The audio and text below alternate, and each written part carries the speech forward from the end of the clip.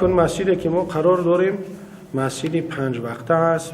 مسجد 5 وقته محله ده بالا در ناحیه سینا برقرار است و این مسجد از گرد و اطراف این محله از محله های شرف، نواباد، ورزشکاران آمده بندگان خدا در اینجا نمازشون ادا میکنند.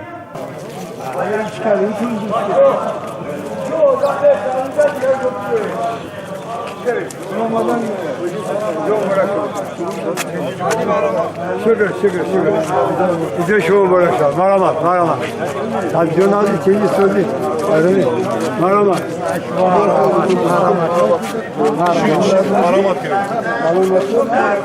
میمون مرامت بسوی شما به نظر رحمت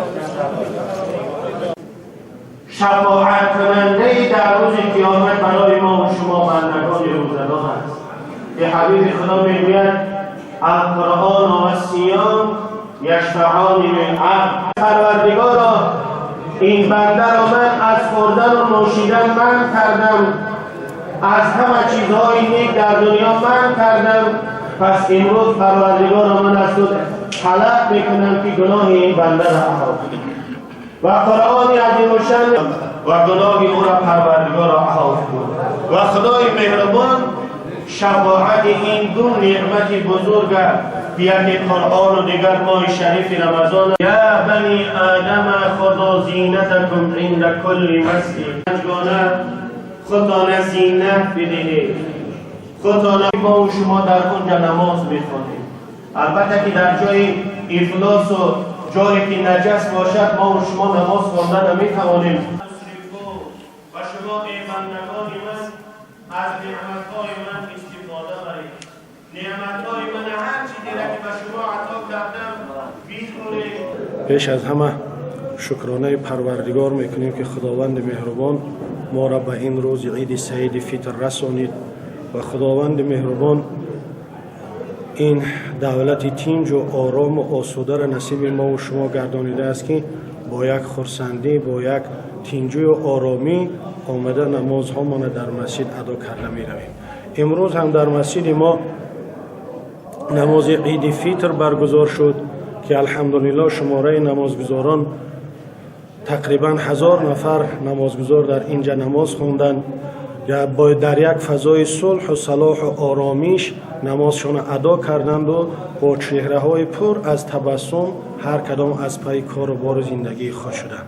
همچنین یک چیز باید ذکر کنیم که تینجوی آسودگی دولت یک نعمت بزرگی هست که ببین امروز ما دیدیم که مردمانی که حتی از خارج مملکت از پاکستان و از دیگر جاها مهمان بودن آمده در مسجد ما نماز عیدشون خواندن.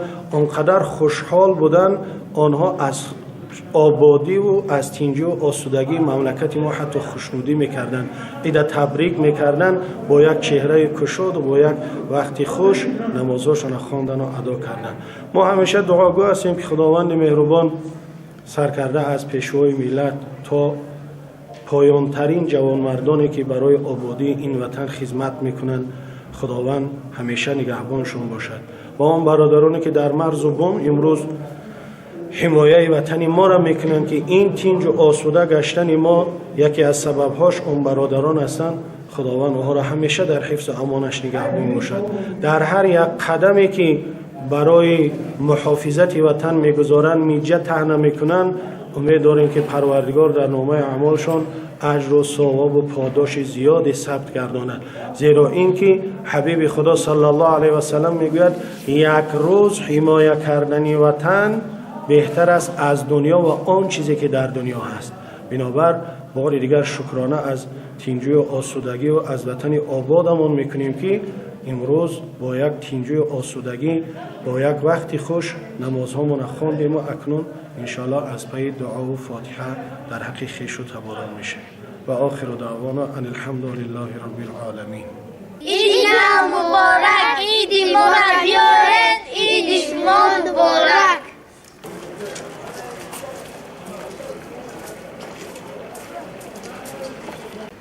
عید مبارک.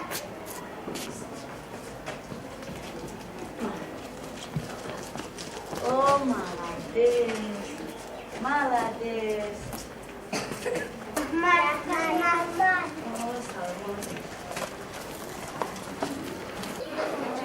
arkadaşlar.